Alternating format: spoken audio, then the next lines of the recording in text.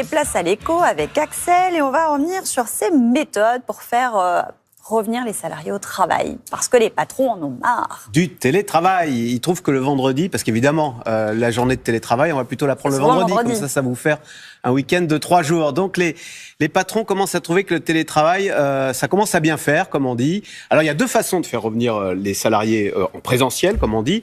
Il y a soit la méthode autoritaire, vous supprimez. Alors, ça peut mal se terminer parce que les gens, certains avaient déménagé, donc vous avez eu des grèves à la Société Générale, chez Free ou Ubisoft. Et il y a une autre façon de faire revenir les salariés. La carotte. La carotte, exactement. Alors, je vais vous parler de la carotte. C'est un article du Figaro qui détaille toutes les astuces que déploient les entreprises pour faire revenir les salariés. Si vous revenez le vendredi, c'est petit-déj. Mais petit-déj, pas Pantagruélique.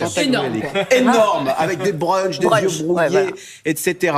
Baby-foot, bibliothèque, conférence. Massage. Alors, pour ceux qui habitent loin, on vous paye le taxi, on vous trouve même un logement le jeudi soir, etc. Non. Mais quand vous interrogez les salariés, ils disent, vous savez, si vraiment vous voulez que je revienne, ce que j'aimerais bien avoir, on va le regarder ensemble, c'est bravo. Une prime. Toi, t'es forte, hein.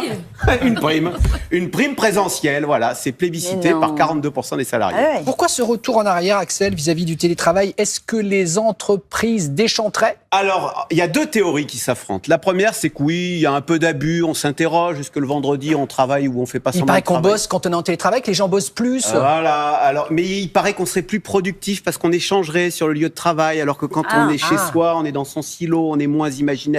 Et puis surtout, j'imagine, l'esprit d'entreprise, aujourd'hui, il existe moins qu'avant, Voilà, exactement. non? Il y a une autre théorie aussi, parce qu'on est en France, et les petits chefs, ils aiment bien cheffer. Et donc, si le petit chef, le cadre, s'il a plus ses ouailles, il se sent démuni. À distance, tu cheffes moins. À distance, tu cheffes moins. C'est pas, voilà. Et donc, en tous les cas, c'est vrai que pour les salariés, c'est un vrai acquis, le télétravail. On va regarder les chiffres. Ça a explosé pendant le Covid. Avant le Covid, il y avait que 4% des salariés en télétravail. Aujourd'hui, dans le privé, il y en a 22%.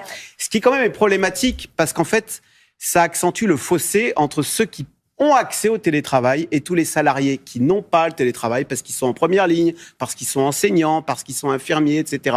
Donc on a un peu des salariés à 2 vitesses maintenant, parce qu'en plus quand vous êtes cadre, vous avez télétravail et RTT, et les salariés en première ligne, ils ont l'impression de faire tourner la boutique tout seul. Et donc c'est aussi l'un des malaises que ça peut créer en entreprise, le télétravail. Vous voyez, c'est cette impression qu'il y a des salariés à 2 vitesses.